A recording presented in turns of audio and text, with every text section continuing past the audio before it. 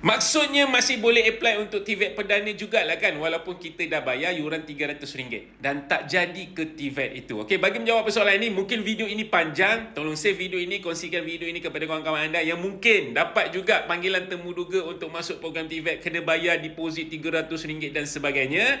Dan tolong komen dekat ruangan komen kolej mana yang anda dapat temuduga. So untuk menjawab persoalan ini, ayuh saya nak kepada anda, kepada mereka yang mendapat SMS, mendapat WhatsApp ataupun mendapat email yang mengatakan anda terpilih untuk sesi temuduga ke program ataupun tawaran untuk masuk ke program TVET. So saya nak bagi tahu kepada anda, itu adalah daripada ejen pelantikan daripada kolej swasta. Di mana kolej-kolej swasta melantik ejen-ejen ini untuk rekrut student untuk masuk ke kolej mereka.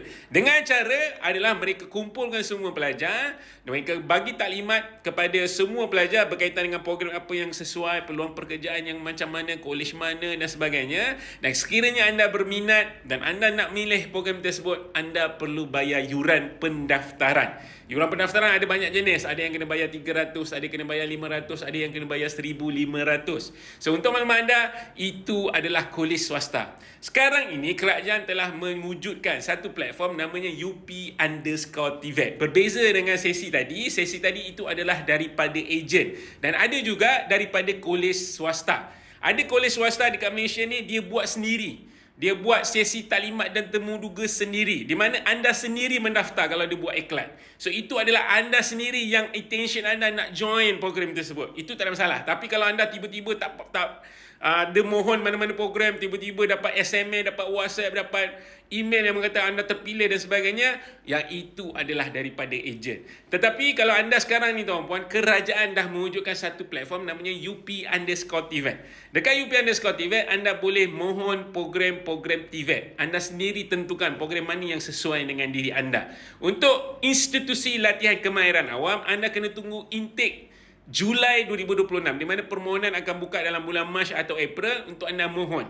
Itu institusi kerajaan. Berbanding dengan institusi swasta, di UP_TVET di bahagian fleksi. Kalau anda pergi kat UP_TVET, dia ada bahagian fleksi. Bahagian fleksi adalah kolej-kolej swasta yang menawarkan program TVET dan ada juga program-program short course yang juga daripada agensi kerajaan. Sekiranya anda berminat untuk nak join program-program TVET dekat kolej swasta, dekat bahagian fleksi, anda boleh mohon terus. Anda klik mohon dan dalam tempoh seminggu selepas itu anda akan dapat notification yang anda diterima tawaran. So apa anda kena buat? Anda pergi ke kolej tersebut, anda dapatkan detail adakah program ni kategori apa untuk PTPK, program ni program apa, boleh sambung belajar kat mana, dan kalau anda puas hati, anda bayar yuran pendaftaran. Daripada situ tidaklah melalui ejen.